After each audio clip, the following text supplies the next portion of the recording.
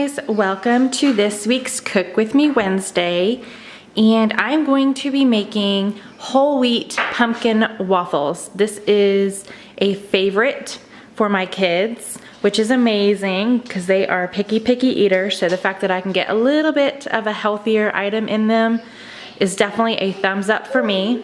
So I'm actually going to be making 2 batches of this because I'm going to freeze them instead of buying waffles this month. I'm gonna make them.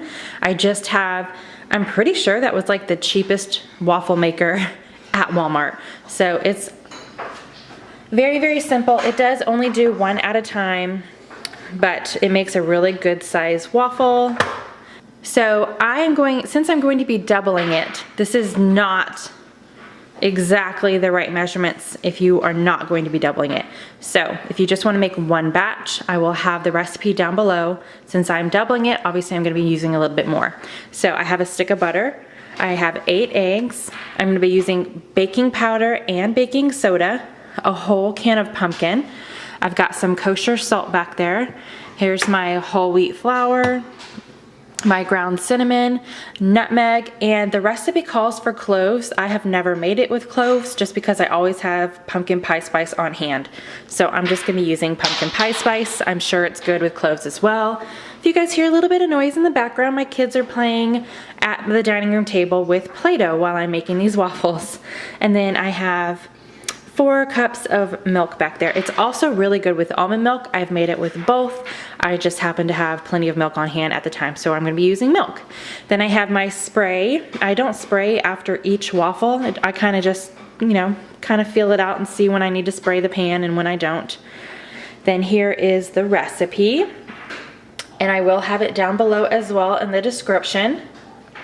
And the only thing I need is a large bowl and a whisk. That's it.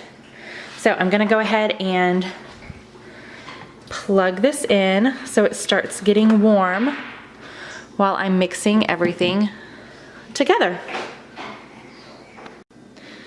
Okay, you're not cooking unless you're making a mess. I have flour all over my stovetop here, right here.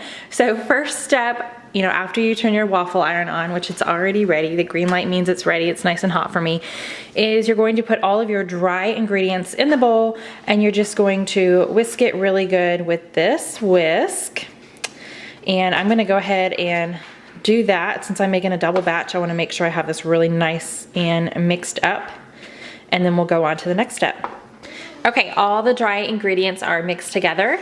Then I made just a little well in the middle here, and I'm going to add the wet ingredients and then whisk that up as well.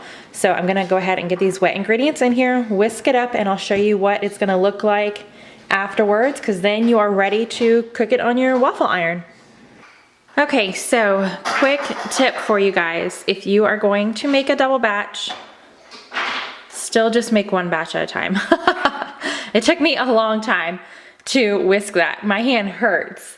I've never made a double batch before, so I don't know. I guess it didn't take that long. It was just longer than I expected because I tried to get all the clumps out. So that's what it looks like all mixed up. I've already sprayed my waffle pan, cooker, whatever it's called, with my spray here. I've got my spatula for when I need to pop it out, and then I have a plate to put the done waffles on. So I'm gonna go ahead and stick this in here. Actually, the one thing that I did not grab that I need to is I use about 3/4 of a cup of the mix to put in here, but that's all gonna depend on what kind of waffle iron you have and how thick you want your waffles. So you guys will have to kind of mess with that with your own waffle irons, but this is the recipe. I'm going to cook a few and then show you what they look like. All right, look how big these are. So I typically split these between my kids. So I put them in the freezer, and when I'm toasting them the next morning or whatever day I pick them out from the freezer, I break them into the 4s so they fit in my toaster, and then each of my kids will get like 2 pieces. So I've got 3 done here.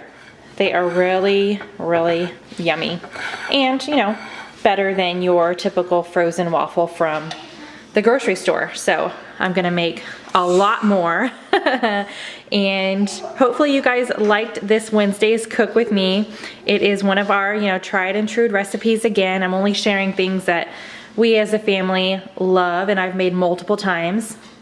So make sure you try it out. Any other recipes you guys would like me to try, I'm always on the lookout for new things. Leave it down in the comments below. If you guys have not subscribed, I'm going to put my face right up here. Go ahead and click on that. And then if you are curious to see what yesterday's video was, because I do post every single day, I will put that right here in the corner. See my finger? Here we go. There's my finger. Right here in the corner. So make sure you click that and check out what yesterday was. I will see you guys tomorrow with something new. Bye.